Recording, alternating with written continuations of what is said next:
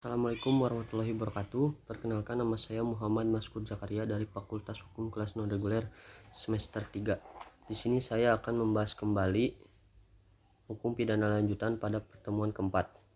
Hukum pidana lanjutan pada pertemuan keempat membahas tentang bentuk kedua atau downplaiger atau menyuruh melakukan, yaitu orang yang melakukan tindak pidana menggunakan orang lain sebagai perantara, tetapi perantara itu hanya berperan sebagai alat. Dengan demikian, downplaiger mempunyai ciri yang pertama, ada dua pihak, yaitu pelaku langsung dan pelaku tidak langsung. Yang kedua, dalam downplaiger terdapat unsur-unsur. Alat yang dipakai adalah manusia. Alat yang dipakai harus berbuat aktif. Alat yang dipakai tidak dapat dipertanggungjawabkan atau dimintai pertanggungjawaban. Penyebab tidak dapat dimintai pertanggungjawaban pidana terhadap orang yang disuruh adalah karena orang tersebut hanya berperan sebagai alat atau pelaku. Material yang didasarkan pada tidak sempurna pertumbuhan jiwanya, pasal 44. Adanya keadaan yang memaksa, pasal 48. Ada perintah jabatan yang tidak sah, pasal 51 ayat 2. Adanya kekeliruan atau pemalsuan. Tidak mempunyai maksud untuk melakukan kejahatan seperti disyaratkan dalam undang-undang. Bentuk 3. Turut serta melakukan atau medeplaiger. KUHP tidak memberikan definisi, tetapi memberikan pengertian bahwa orang yang turut serta melakukan ialah orang yang dengan sengaja turut berbuat atau turut mengerjakan terjadinya sesuatu. Syarat-syarat turut serta melakukan adalah ada kerjasama secara sadar. Kerjasama di sini harus ditujukan pada suatu perbuatan yang berupa kejahatan. Ada kerjasama secara fisik.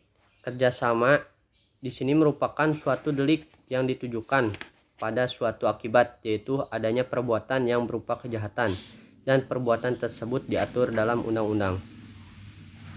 Bentuk keempat, penganjur atau whitelocking, yaitu orang yang menggerakkan orang lain untuk melakukan suatu tindak pidana dengan menggunakan sarana-sarana yang ditentukan oleh undang-undang.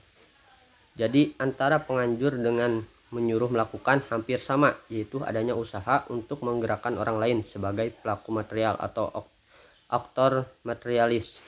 Perbedaannya adalah dalam penganjur, sarana yang digunakan diatur dalam pasal 55 ayat 1 sub kedua, yaitu diatur secara limitatif atau terbatas.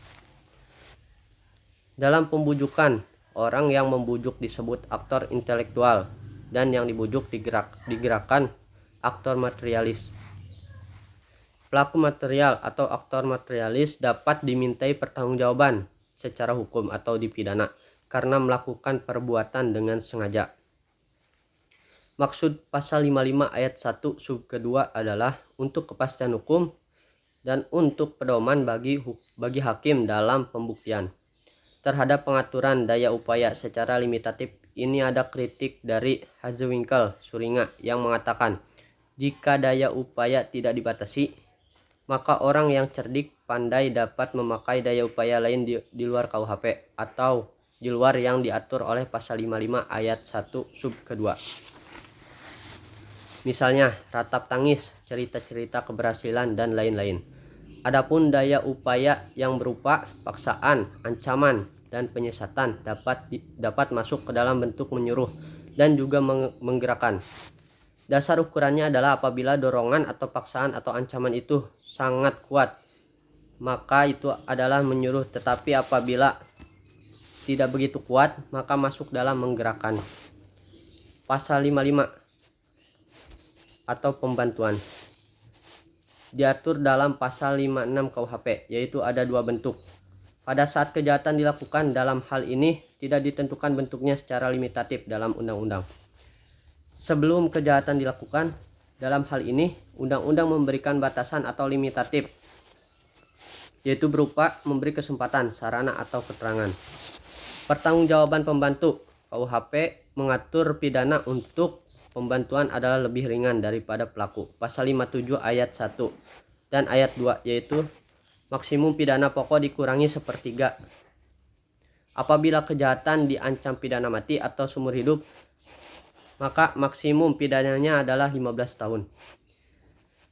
Pidana tambahan untuk pembantu sama dengan pelaku.